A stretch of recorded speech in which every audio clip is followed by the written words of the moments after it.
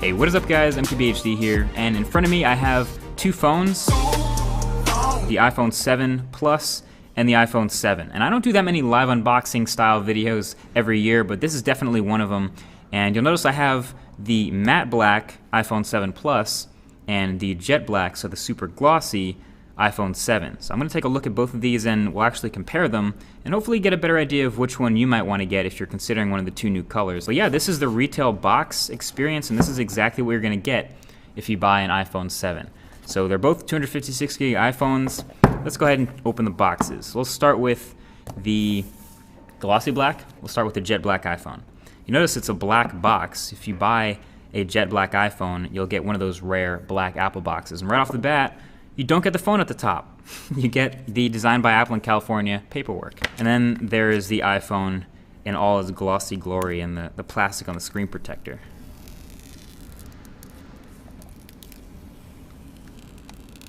And that is about as fingerprint free as this iPhone will ever be, but there it is. And we'll go ahead and put this on the side and see what we get in the box. Number one, you get your earpods, not AirPods.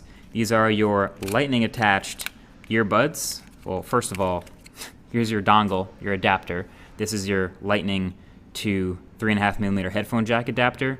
And it's $9 if you lose this, but it's sold in the Apple Store. And then yeah, these are your lightning earbuds.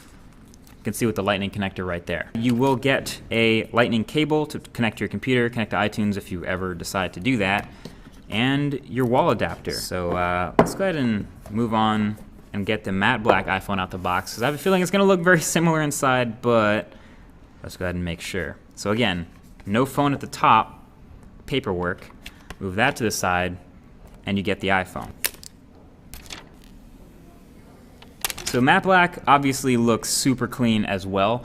This is a phone that is going to show fingerprints too, but not in quite the same way as the super glossy iPhone. On the larger phone side, you do have the dual cameras on the back that we showed in that first hands-on video. And then of course, if you compare it to another bigger phone like say the Galaxy S7 Edge, you'll notice it's still a lot bigger because it carries that much bigger bezel. I'm gonna actually boot this one up and see what we get as far as iOS 10's first boot. But yeah, it's still carrying a big old forehead, big old chin, the new capacitive home button, and I can confirm that when it's off, it doesn't move at all, which is kind of an interesting sensation. Let's go ahead and boot into iOS 10 and set it up for the first time. I speak English. Hey Siri. Hey Siri. Okay, so this is definitely a new step. It's telling me to meet the new home button. So obviously on the iPhone 7, you have the home button that does not move. It's just a piece of glass and it's pressure sensitive. So when we get started here, we'll be able to choose how much, I guess, pressure feedback or with the Taptic engine will feel when we press it. So 3 is a really firm click response. 2 is the default somewhere in the middle. The whole phone seems to be vibrating still, but it doesn't quite replicate a normal press. And then 1 is really light. That's almost like I don't know if I'm pressing it or not. So I'm gonna go all the way up to 3 so I know when I'm pressing the button. So there we are in iOS 10 on the iPhone 7. And obviously a lot of the stuff you'll see here is exactly the same as it would be on any other phone that's running iOS 10, like my iPhone 6s, but obviously on the new chip, a little bit faster, a little bit smoother, and a little bit more interesting with this new home button setting. A quick run through Geekbench 4 for kicks, since this is the new A10 Fusion chip. And yes, 3 GB of RAM confirmed for the iPhone 7 Plus and 2 GB for the iPhone 7.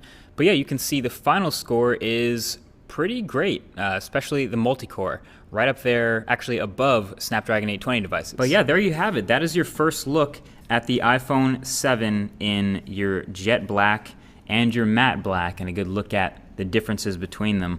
Honestly, if you're having trouble picking, I would just go the safe route with the matte black. This is almost like a special edition phone at this point. If you haven't seen it in person, check it out in a store. You're gonna see the fingerprints and the scratches and things like that. But yeah, that's the unboxing experience, and that's what comes in the box, and that's what you will find if you order a new phone from Apple this week.